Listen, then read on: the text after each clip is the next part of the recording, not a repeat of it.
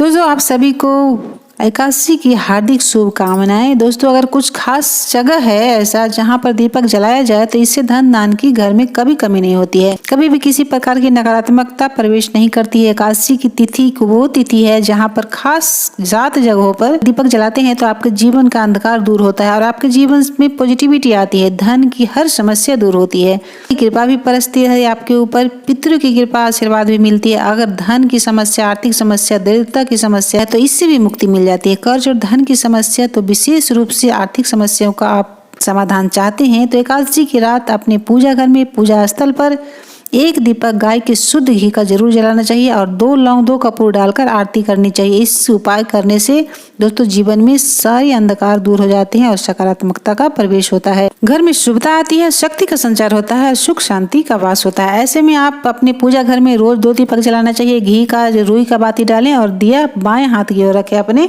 और तेल का एक जलाएं। जो दीपक आप तेल का जला रहे हैं तो वो अपने दाहिने हाथ की ओर रखना चाहिए। दीपक जलाते समय कुछ बातों का ध्यान आपको अवश्य रखना चाहिए, इसी देवी देवताओं की कृपा प्राप्त होती है, घर में सुख शांति आती है। खंडित दीपक का प्रयोग नहीं करना चाहिए, साफ सुथरा ही दीपक प्रज्वलित करनी चाहिए। सबसे शुद्ध माटी का दीपक माना जाता है। आप किसी भी चीज का आप दीपक लगा सकते हैं, सोना चांदी पीतल कांसे। दीपक घर में मुख्य द्वार पर दोनों ओर इससे जलाते हैं तो नकारात्मकता ऊर्जा प्रवेश नहीं होता है, घर में आपकी निगेटिव ऊर्जा नहीं आती अगर मुख्य द्वार पे दीप लगाते हैं तो। हर एकादशी पर सुबह उठ करके अपने घर में मुख्य द्वार पर हल्दी के जल का छिड़काव करनी चाहिए।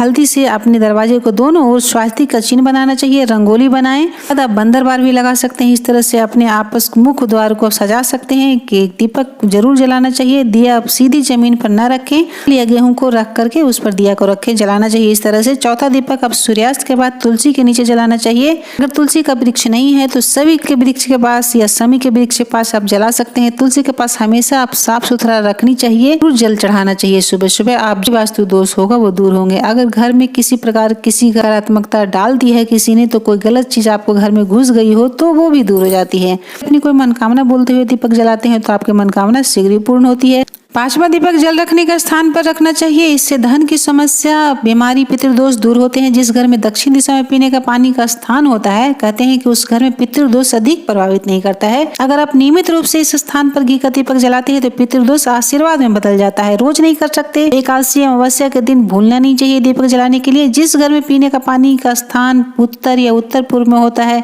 भी शुभ होता है, पितृदोष दूर होता है। नियमित दीपक इसमें जलाना चाहिए। पितरों के निमित्त है कि पानी रखने का स्थान पे पितरों का वास होता है, इसीलिए पितरों के निमित्त इस स्थान पे एक दीपक अवश्य लगाना चाहिए।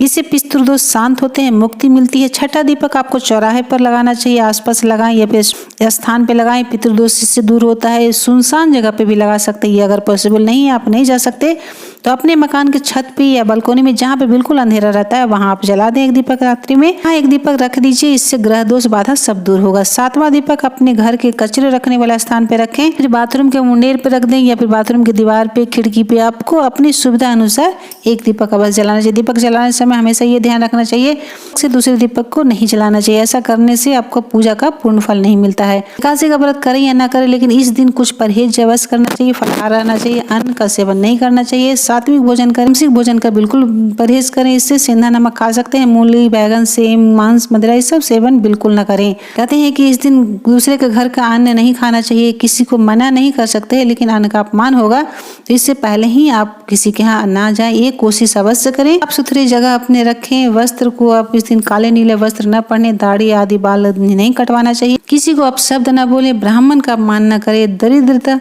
इससे आती है।